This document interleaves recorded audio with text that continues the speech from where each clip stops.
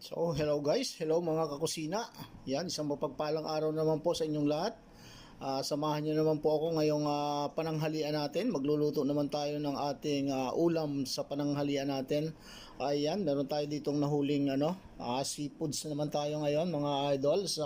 Matagal-tagal din tayong hindi nakatikim ng seafood. So, yon. Meron tayo ditong alimasag. Yan, pagsasabayin na natin yung alimasag at saka yung hipon. Ayan, meron tayo ditong mga malalaking hipon. Very good size. Very good size mga idols. Ayan, good size din yung ating mga alimasag. Puro mga girls yung ating kinuhang alimasag para matataba talaga, siguradong mataba.